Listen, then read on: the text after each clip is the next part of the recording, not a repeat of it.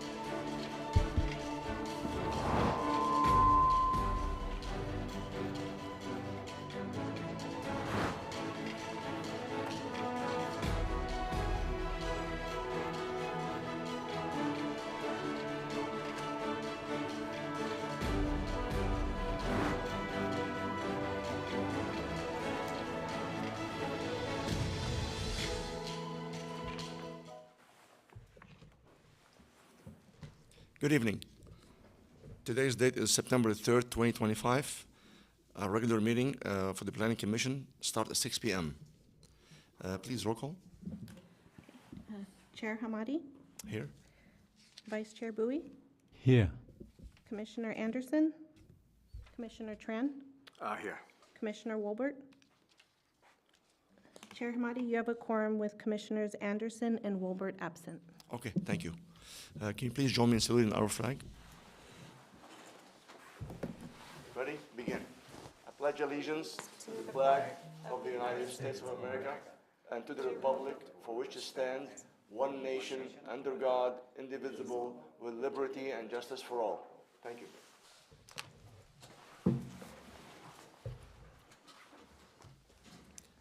Any report from Planning Commission, Secretary, on late communication items?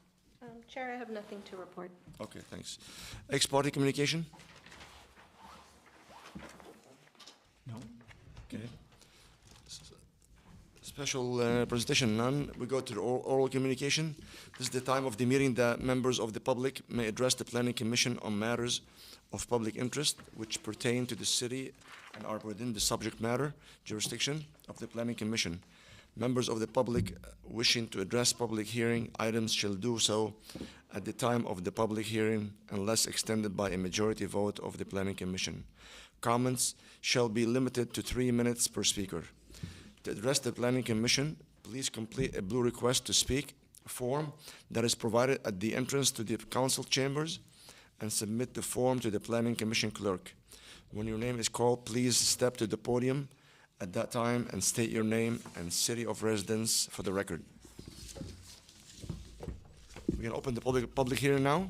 Do you have any speakers? Chair, we have one speaker, Terry Raines. Okay.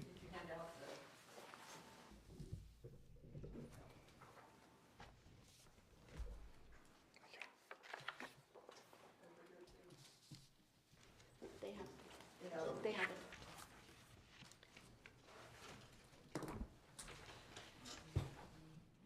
Hello, item 7, still no minutes presented for the July 2nd and August 6th meetings. As I've mentioned numerous times, the already approved minutes for the April 2nd meeting are still not posted on the city's website. All minutes should be caught up and presented at your next meeting. I have provided you with a verbatim transcript of Vice Chair Bowie's comments at the last meeting about an email he sent to City Manager Christine Corden. It may be difficult to read, but it's exactly what he said and how he said it. I've highlighted the more troubling portions. Quote, the people who did send you on paperwork that is wrongful.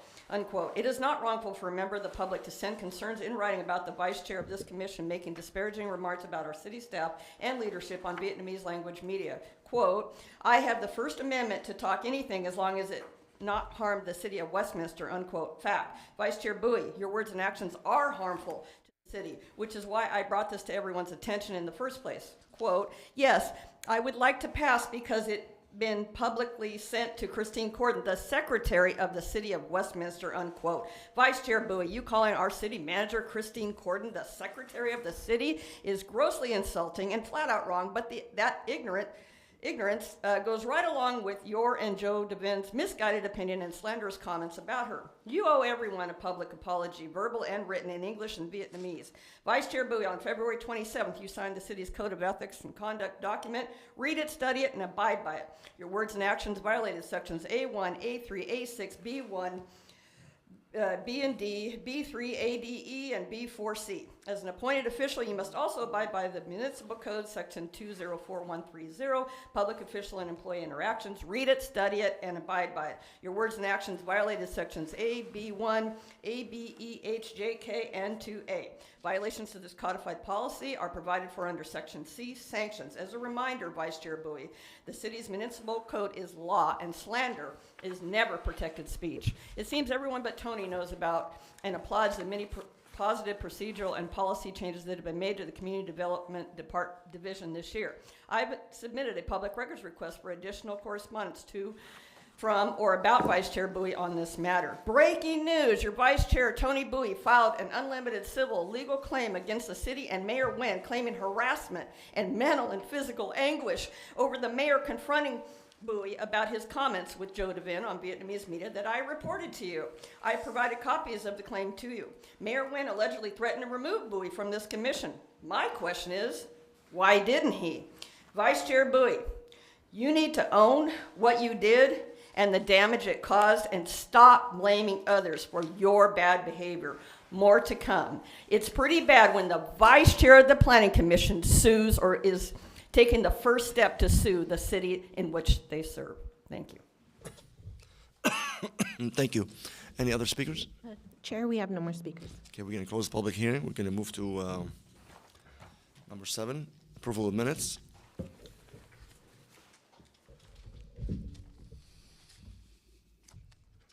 I move approval. Roll call. Any second?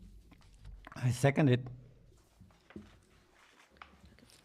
I have a motion made by Chair Hamadi, seconded by Vice Chair Bowie, to approve the regular meeting minutes of April 6, 2025, May 7, 2025, August 20th, 2025, and minutes of cancellation for the meetings of January 16, 2025, February 19, 2025, March 19, 2025, May 21st, June 4th, June 18, 2025, and July 16, 2025. I'll go ahead and call roll. Commissioner Tran, Here. Yes. Yeah, yes, I'm sorry. Vice Chair Bowie, Yes. Chair Hamadi. Yes. Motion passed. We go to number 8, public hearing. Anyone wishing to speak on an open public hearing should complete a blue request to speak form that is provided at the entrance of the council chambers and submit the form to the planning commission clerk. When your name is called, please step to the podium and state your name and city of residence for the record. Each attendee will have 3 minutes to comment on each public hearing item. The applicant or their designee will have 12 minutes to speak and will also be provided a 5 minutes rebuttal. With the exception of the applicant or designee, all attendees may only speak once. The Planning Commission may use its discretion to allow a speaker to exceed the allotted time or may ask a speaker to return to answer additional questions. Move to 8.1, case number 2025-0176. Mr. Kim. Good evening, Chair Hamadi, Vice Chair Bowie, and Commissioner Tran. My name is Alice. I'm the Associate Planner for the Planning Division. Tonight, I will be presenting case 2025-0176, which is a zoning text amendment to the SB 9 code sections that regulate 2-unit housing developments in the R1 single-family zone lots.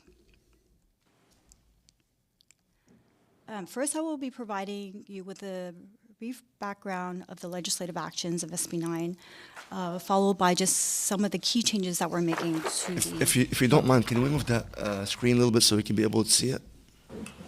And Commissioners, we've also provided you with printouts in case the screen is I hard. prefer to see the screen as we are here already. It's much better than reading. Faster.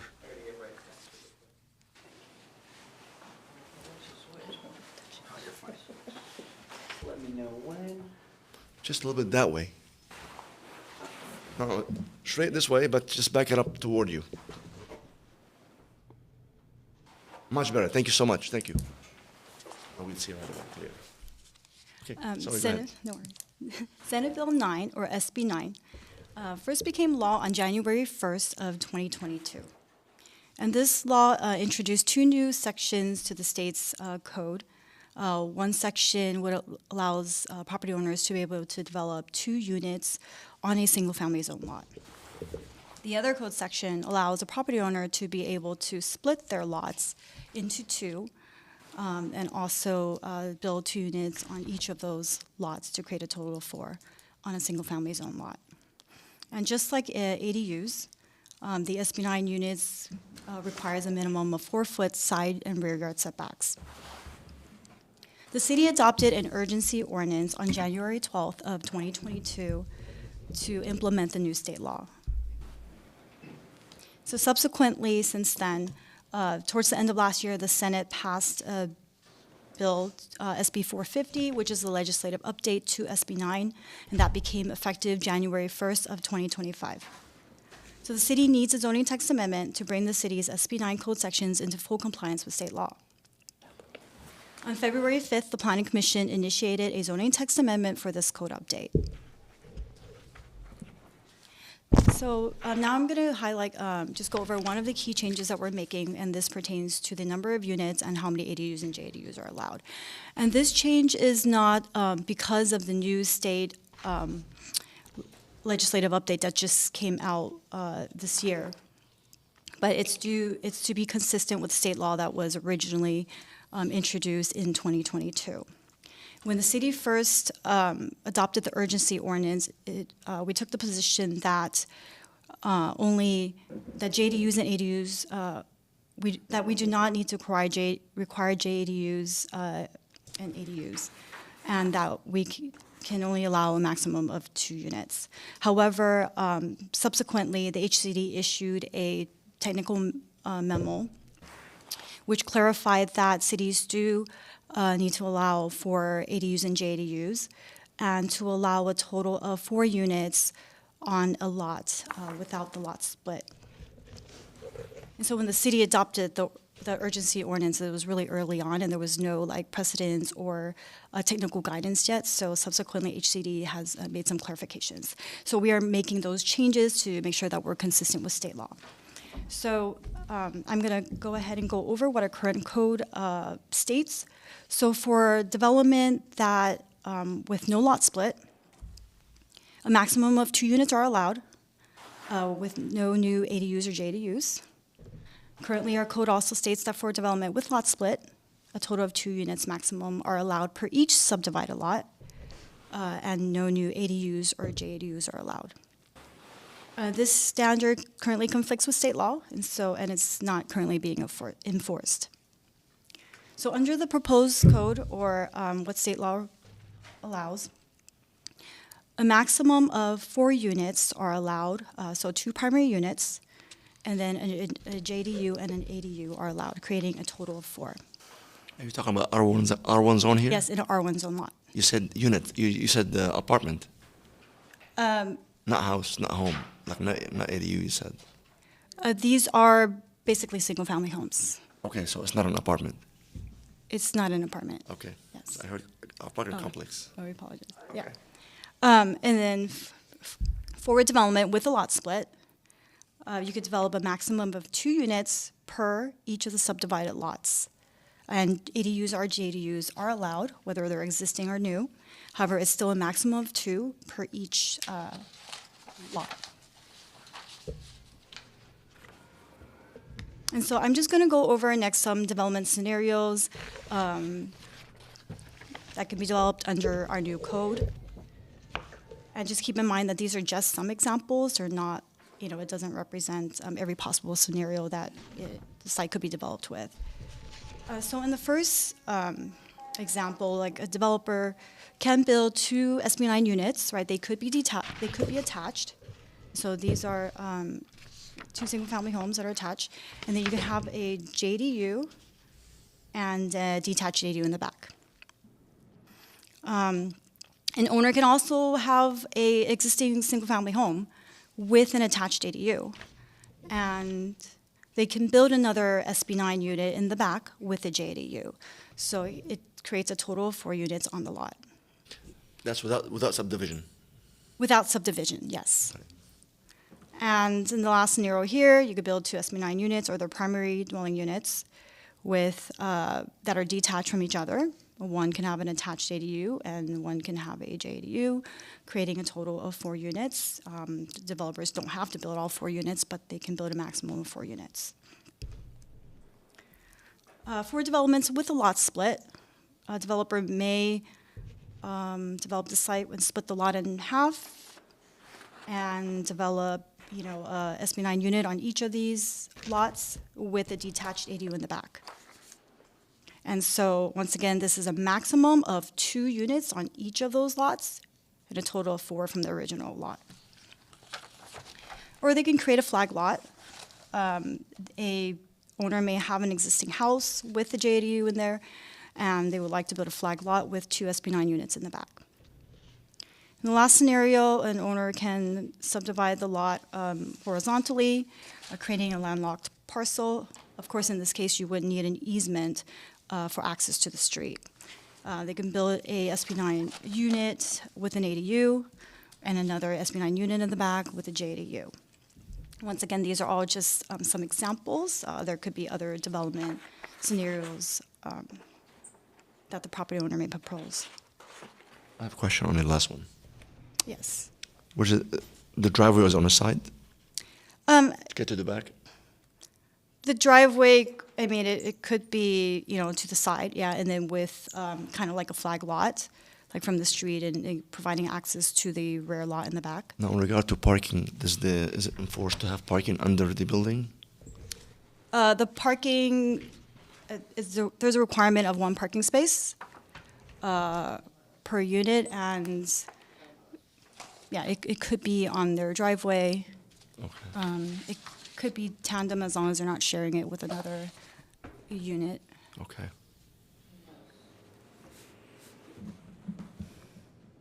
So a lot of the changes that we're making is due to actually the new legislative update that just came out. So I'm gonna go over some of the key changes with SB 540. So the city must approve or deny an application within 60 days. Currently, the city is meeting this requirement. We already have a process in place. We have a plan check process for all SB 9 development projects. And, we review these projects within the 60-day timeframes. Also, I think this next one is probably one of the more significant requirements that is impacting a lot of our changes. The city may no longer impose development standards that do not apply to the underlying zone, meaning that you can't create more restrictive requirements for the SB 9 units that are not required by, for the single-family homes in the R1 lots. For example, we can no longer impose a 16-foot height limit on the SB 9 units when our code allows single-family homes to be 2 stories tall with a 35-foot height limit. And the same thing with lot coverage, it can't be more restrictive. So next, I'm just going to go over some of the key changes that we're making to the code to be consistent with state law. So the first 2, I've already gone over it. It has to do with the number of units allowed, so I'm not going to go over that one again. As I mentioned, in terms of height, currently there is a 16-foot height limit for SB 9 units. The code will now be changed to say it's subject to the height requirements of the underlying R1 zone. And that is currently at 2 stories with a 30 feet maximum. I have a question for you. Is that 16 feet minimum maximum, is that mandatory by the state? Well, currently it's the 16-foot came out when the original state law for SB 9 came out in 2022, so it indicated 16 feet. Yeah. Okay, will that affect the 35 feet high? The 16 feet is what's currently in the code. Okay. We are no longer allowed to have that. It is in violation of state law. The proposed code will be 2 stories or 35 feet in height, which Okay. is what the R1 zone allows for a single-family house. Okay, the city always had that 35 feet. No, the city currently has a 16-foot maximum for SB 9 units, but we are not. Oh, SB 9, I'm sorry, okay. We're not got enforcing it. I'm talking about the residential home, single home. But we can't. Duplex, like a 2-story house, you're allowed to have 35 feet before. Correct. Right. Okay. Yeah, we're not changing the height. Okay, We're just got it. proposing Got it. that the SB 9 units match the underlying zoning, Correct. which allows for the 2 stories, 35 feet. Perfect. Okay. Currently, we also have a size limit of 800 square feet for SB 9 units. Nice. And in our proposed code, there will be no size limitations, so there's no specific size requirement. However, there is a lot coverage requirement, so that could help restrict the size. And next, for lot coverage, it's a maximum of 40% in our code currently, and it will be revised, the language will be revised to say same as the underlying R1 zone, which is currently at 40%. I have a question. What's the minimum size for sublot division?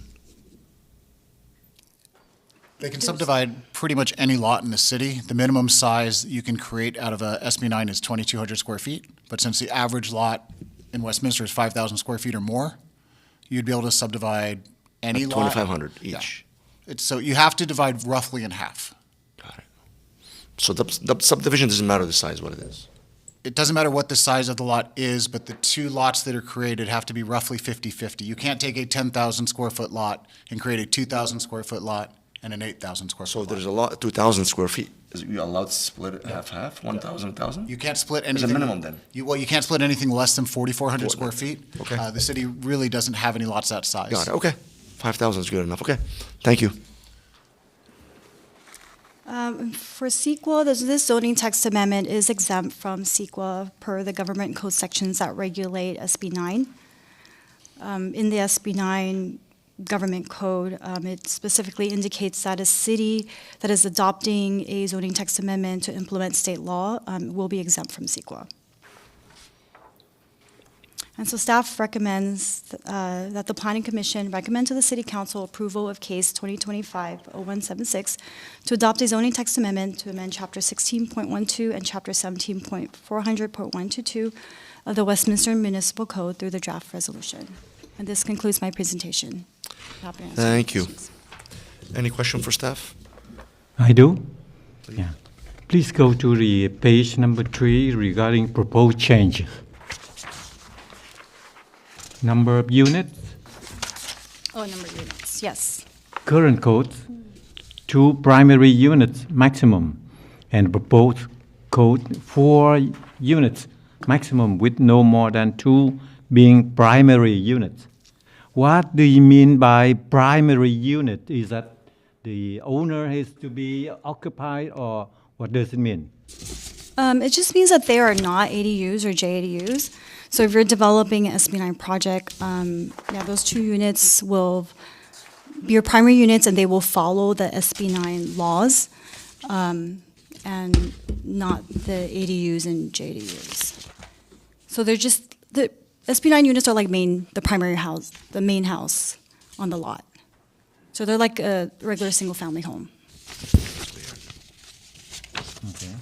And the second question is, does this apply to single home? And how about the home or the house in the HOA area? How is you overcome the rules and regulation of HOA? So these regulations are imposed by the states, so they kind of supersede the HOA. So, basically HOA cannot prevent a property owner from doing this if they're complying with state law. That would be up to the HOA. The city sets its standards. If the HOA wants to set standards that would disallow SB9, that would be on them. Because they're CCNRs, they could add in restrictions into CCNRs. Whether or not those would be found legal by the court, that's beyond what we're considering. Okay. Thank you. Any questions?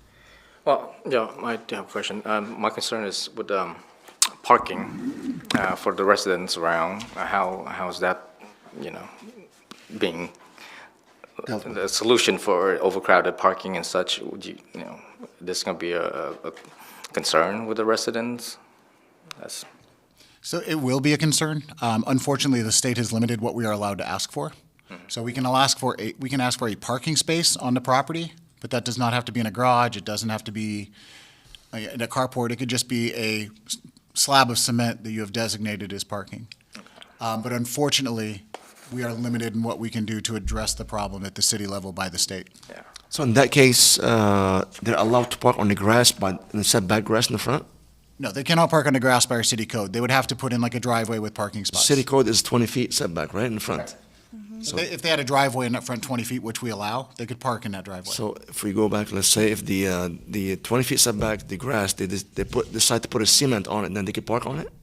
Well, we have landscape standards that would still apply. So Okay. you can only hardscape so much of your front yard. So as long as they were within that portion of the code, possibly. Okay. But they would still have, you couldn't just take your entire front lawn, hardscape it, and use your entire front setback for parking. We do have limitations, and it is against city code to park on a landscaped area. There is some houses like that in the city. There are, and I do know code enforcement has been cracking down on them. It's just hard to get to all of them. Okay. Now I have another question. Why my page proposed change is different than the rest of my colleagues here? Which one? This page. Oh, No, there's two of them. Yeah. I didn't see it. So I don't have it with me, maybe? Oh, right there. There's one with, just, It was switched the other way. oh. Like that. Okay. We were trying to save paper. Okay, got it. Got it. Okay. Any more questions?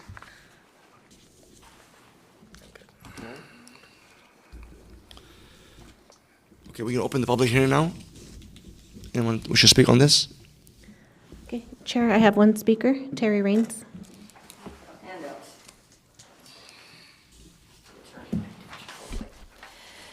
Hello, I disagree with staff's decision. Due to the number of text and formatting changes, a redline copy of the text was not provided. Other legislative bodies don't have that problem. I could have easily redlined the existing code for you. Expecting commissioners or the city council to trust that staff's vague summaries in the staff report accurately reflect the totality of the proposed amendments is ludicrous. Staff also presented the proposed amended codes in the opposite order that they presented in the existing code, making it even more difficult to manually compare. The subject intro of the staff report wrongly references section 17-400-122 of the municipal code as a chapter. It's not. It's a section under chapter 17-400, which coincidentally has an error in its title, Standards for Specific Land Uses and what? Page 3, staff report error and in the presentation. SB 540 should be SB 450. Somebody's transposing. A notice of public hearing must contain the precise date, time, and location. The notice published in the Herald Journal stated both hearings tonight would be held in the council chambers at 8200 Westminster Boulevard. Oops. As to the proposed amendments, I'll start with the material error. Section 17-400-122 F1 wrongly states, if an application is not approved or denied within this time frame, the application shall be deemed complete? No, wrong. Per state code, it shall be deemed approved. Same error in the proposed section 16-12-030. Words matter. Other corrections. Section A, for purposes of this section, the following definition shall apply, should be plural. Definitions. B2, remove as that section read on September 16, 2021. You don't put that in codes. Same under section 16-12-020.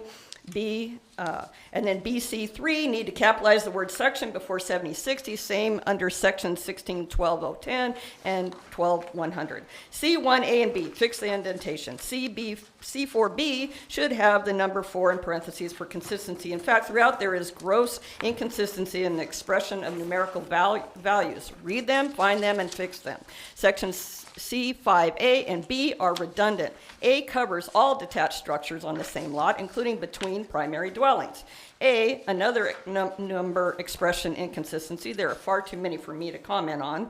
C5C should say on the same lot for consistency. Throughout the proposed codes are references to standards within the underlying R1 zone without providing any applicable sections or even chapters of the municipal code. At a minimum, these references should be to Chapter 17-210, residential zoning districts. SB 9 applicants are typically not professional developers and need to know where to find all SB 9 development standards, including those in the underlying R1 zone. Also, throughout these codes, replace persons or families with households. Regular language. Lastly, 2-unit development should be hyphenated as 2-unit development. 2-unit is a compound and is to be hyphenated because it functions as a single adjective describing a noun that follows it. That's basic grammar, folks. I provided hard copies for all of you of these comments. Thank you. Any other speakers? Chair, I have no more speakers. Okay, we can close the public hearing on this item. Discussion? You have anything to say? No. No. Okay. Listening to Terry and the speaker here, what she stated right now, I think there's a lot of correction need to be made before we make a decision on this item. So I prefer. Chair, if I may, this has been run through our attorney multiple times. This has been checked out by someone in the legal profession who this is what they do. Okay, attorney, if you don't mind, can you please explain all the what you stated right now? Explain to us what should be done legally. So I was at the review of this document, but I trust my colleagues reviewed this document and found it okay. My office represents there's no legal errors within the document that would prohibit the Planning Commission tonight from approving this document, approving the code revisions, and sending it to City Council for review. Okay, so there's no error that will affect the approval. There's no error that would affect the approval. If there were, I'm not saying they are, but if there were grammatical or typographical errors, those are ministerial things that could be. How about the numbers you spoke about, the 520, whatever it is, all that stuff? Address my concerns. I gave you a copy, and they would understand. You know, I'm not going to go through the concerns. This has been checked out by my office. I am confident this is legally sufficient. If there are minor typographical errors, they would be cleaned up before it is actually placed in the code. Okay. Thank you for the clarification. And as far as the transposition, since that isn't in the actual code, that doesn't matter. If you guys knew how many ABs and SBs we had to keep track of, it does get confusing. Mainly, I don't want to vote on something that is going to affect the decision. And we understand, and there's nothing in here, like Tarquin said, there's nothing in here that materially affects your approval. Deemed Okay. complete is not deemed approved, for example. That is material. Ken. Okay. Any motion? I make a motion. On that, we should approve it. Approve the plan, right? You make a motion to approve. Yes. I second.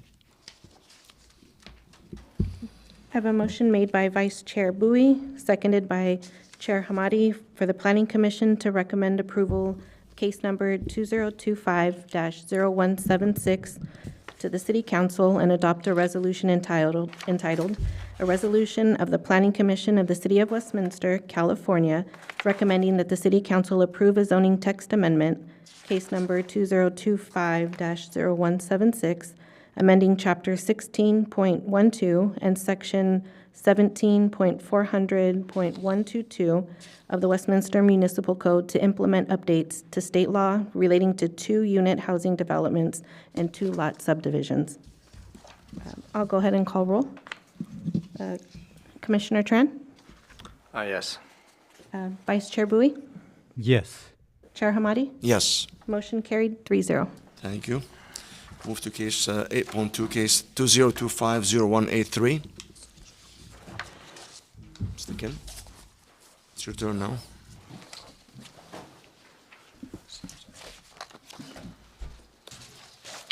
Sorry, with the close quarters, we have to move around a little Quick bit. question before we start on this. How come we never received anything by email? That We're was, supposed to get everything before, and the public's supposed to get it on time. the public did get it on time, How come? How about us? because it was an error on our part. We are going through a transition. We don't want that to happen again. It won't happen again. We're going through a transition. We're I figuring out almost the didn't things we're come. missing. Be honest with you, I almost didn't come here because of this. But now I came just to get things done. We apologize, but we did make sure the binders were to you. You actually got the binders a day earlier than normal, Yeah. so we made sure you had the materials you needed to review this. Thank you.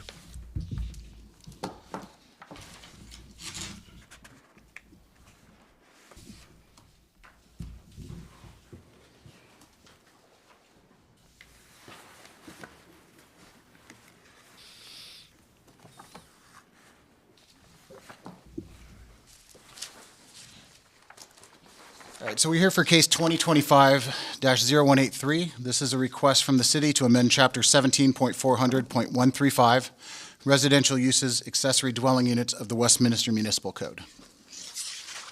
So just for background, the first ADU laws were passed by the state in 2017. Those allowed ADUs on basically any single-family residential project or parcel or multifamily parcel in the state. To deal with these laws, Westminster passed an urgency ordinance in late 2019 and then passed a permanent ordinance in early 2021. That permanent ordinance also dealt with some updates to the ADU law, which had been passed between 2017 and 2020.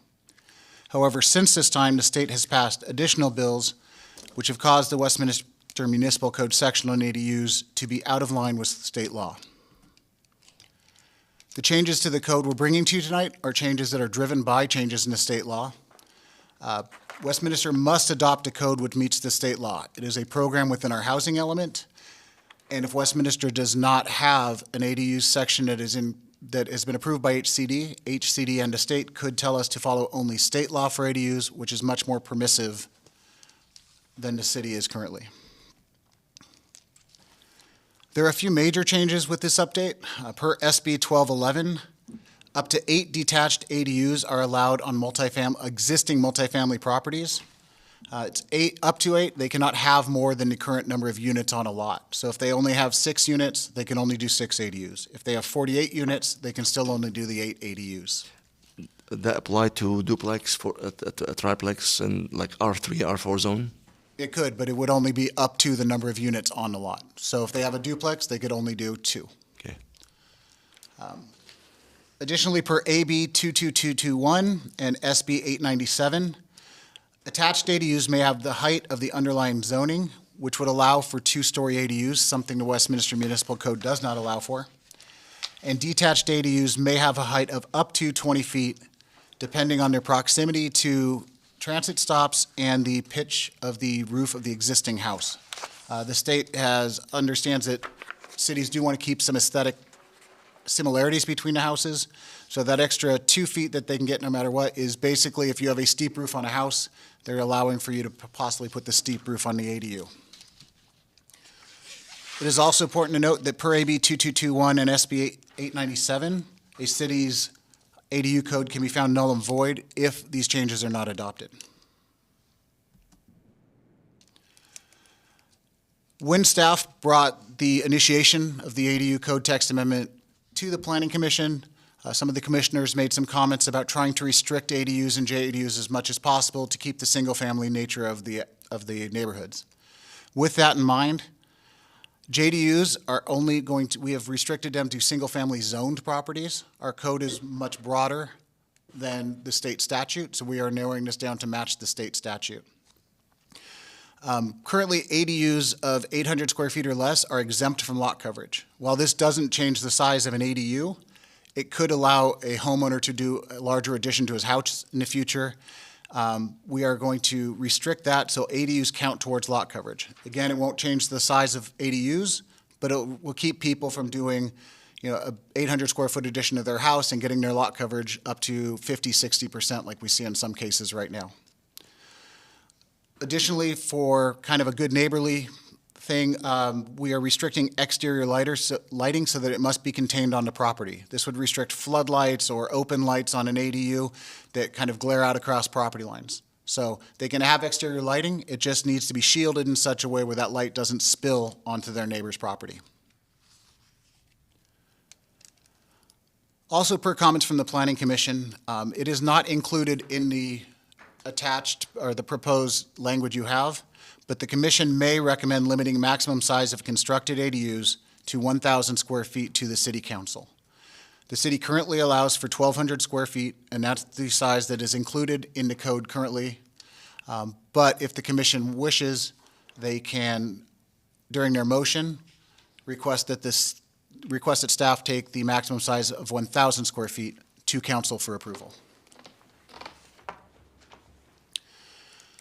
CEQA does not apply to the adoption of an ordinance for a city implementing state ADU laws. And with that, staff recommends that the Planning Commission adopt Resolution 25-018, recommending approval of case 2025-0183 to the City Council. That's staff's report, and we're here to answer any questions. The 1,000 square feet, the state allows 1,200. If we go with the 1,000 square feet, will that get us in trouble with the state? No, the state allows a city to, the state sets a maximum size for ADUs of 1,200 square feet. That is currently what is in Westminster City Code. Okay. State law also gives cities the option to cap an ADU at 1,000 square feet. That is not included in the code that is before you, but if you wish, when you pass a motion, you could ask for that language to be included when it is presented to the City Council. Yeah. Okay. You have any questions? Not this one. I'm going to move approval for the recommendation. Oh, I'm so sorry. I apologize. I'm so sorry. I'm going to open the public hearing. My apology. Come on in. Chair, we have one speaker, Terry Raines.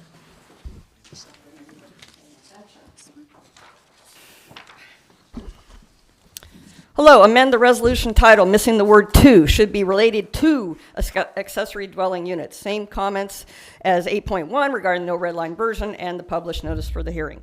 As to the proposed amendment, I'll start with one material error. Section 17-400-135F2, the cited code is wrong. It should be 362-040, not 140. Other corrections, A1, removed while preserving the character and integrity of Westminster residential uses in neighborhoods. ADU state law in this code does quite the opposite. B3, add attached before accessory structure.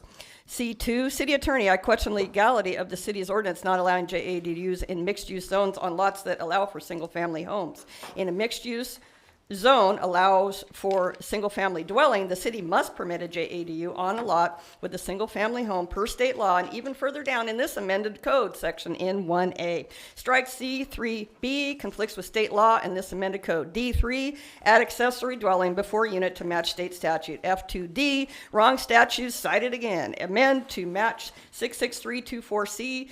For purposes of this subdivision, impact fee has the same meaning as the term fee as defined in subdivision B of section 66000, except that it also includes fees specified in section 66477. F3A, material error, cited code is wrong, should be 66324B, not A. G, does the city engineer maintain such a map? Explain exactly how and why this would not apply to ADUs approved pursuant to 17,400-135. I, add consecutive between 30 and days to match state law. L4A, commissioners consider imposing a maximum size of 1,000 square feet or 50% of the living area of the primary dwelling, whichever is less, as allowed by state law, replacing the current 1,200 square feet maximum. Same for L4B.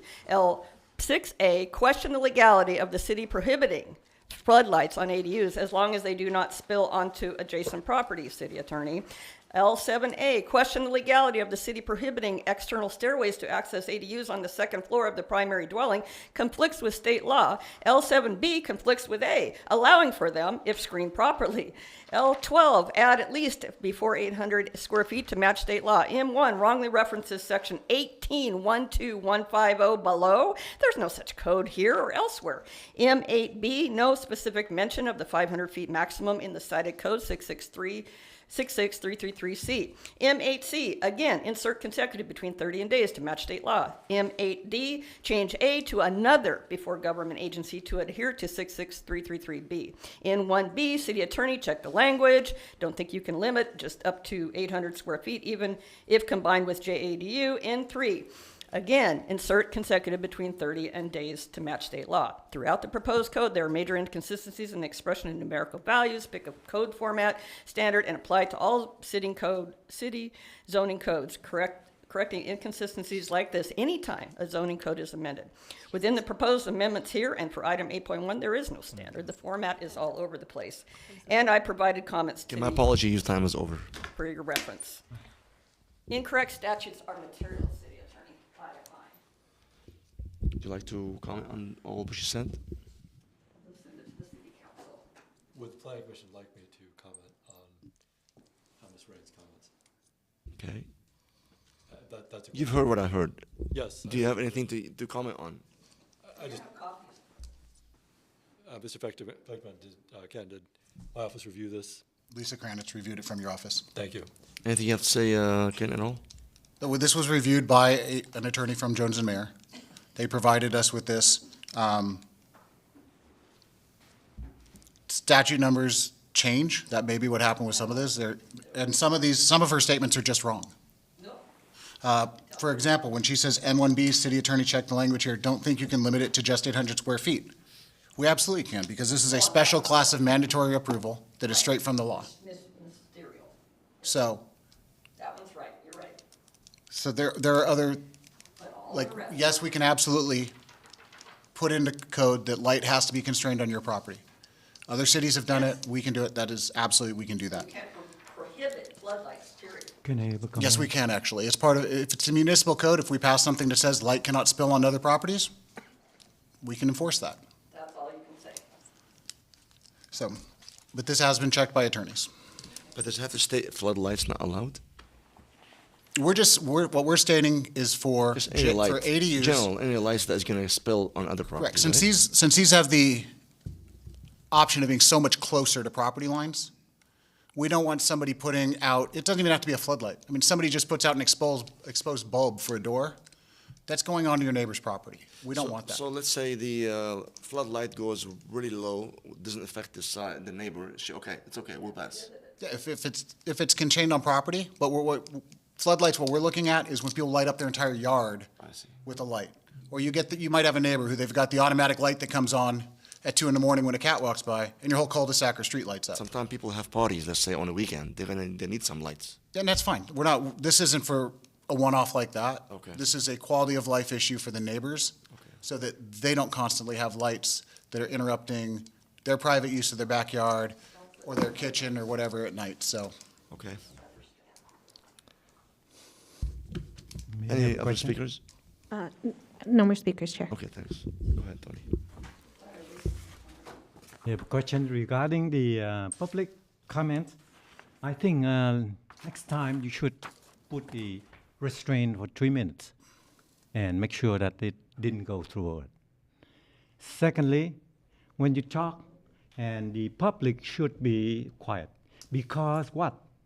It was video recording, and the public may see that we did not keep the good control of our meeting. So keep that in mind and keep everything in civilized way. Thank you. Okay. Any question to staff? No, I don't. Okay, I'm going to move approval of the case 2025-0183. Any second? I make a motion, second for it. Roll call, please. I have a motion made by Chair Hamadi, seconded by Vice Chair Bowie, for the Planning Commission to recommend approval of case number 2025-0183 to the City Council and adopt a resolution entitled, "A Resolution of the Planning Commission of the City of Westminster, California, recommending, that the City Council approve a zoning text amendment, case number 2025-0183, amending Chapter 17-400.135 of the Westminster Municipal Code to implement updates to state law relating to accessory dwelling units." I'll go ahead and call roll. Commissioner Tran, Yes. Vice Chair Bowie, Yes. Chair Hamadi. Yes. Motion carried 3-0. Thank you. We go to number 9, regular business. There's none. Reports none. Matter from staff. I'd just like to report that we have been in constant contact with the owner of Lavender. They are moving forward with permits for the kitchen. Perfect. Perfect. Okay, we go number 11. Matters from the Planning Commission, including AB 1, 2, 3, 4 reports when required. None. Okay. We're adjourned. Thank you.